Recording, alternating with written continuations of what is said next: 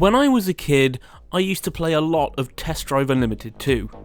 I loved its enormous map on which I could plummet around in whatever car I could never even hope to drive outside of my Xbox. I got a kick out of collecting various properties whose garages I could fill with the most desirable cars on the planet. It was, at the time, my favourite game.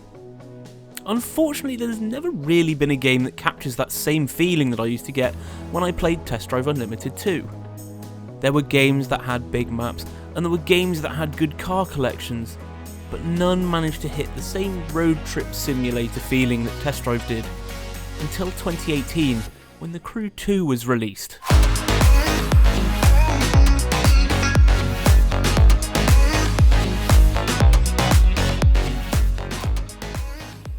One of the key areas that made me love Test Drive was the map, as it covered an enormous amount of space. The Crew 2's map is even bigger. Let's put it in perspective for a moment. Test Drive's Oahu and Ibiza are covered in almost 1,864 miles worth of roads. The Crew's scaled USA has over 6,000 miles of twisting tarmac. From the heights of the mountains and the depths of great valleys to flat plains and dense cities, there's an incredible amount to explore.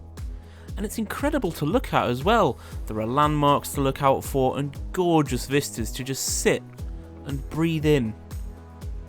It manages to nail the road trip feel that I always got with Test Drive.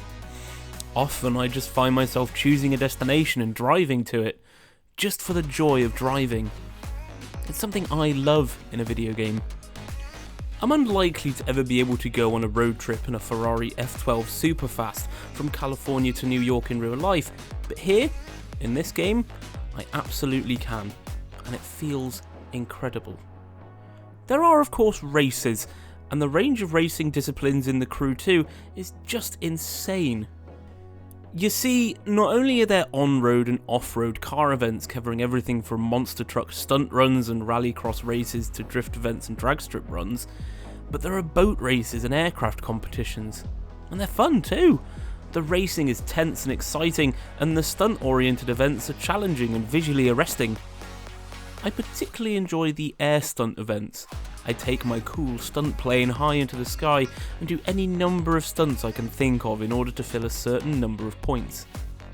It's exciting, and most of all, it's refreshing. It's something different, and in a time when there are 1,000,001 open world racing games, it's brilliant to have something like this that sets itself apart from the rest of the competition. But really, I don't actually care about the racing. I don't care about the range of events on offer or the variety of vehicles on offer. I care about the driving. Because that's what I'm here for. The experience. The driving kind of sucks. It's too tight.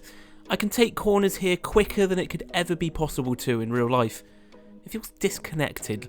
Like I'm not actually driving the car, just kind of telling it what I'd like it to do. But here's the thing. Test Drive sucked at driving. Cars feel big and the steering's completely off. It all makes the racing feel off as well as you try to keep your car on the track in a manner that feels like you're in control.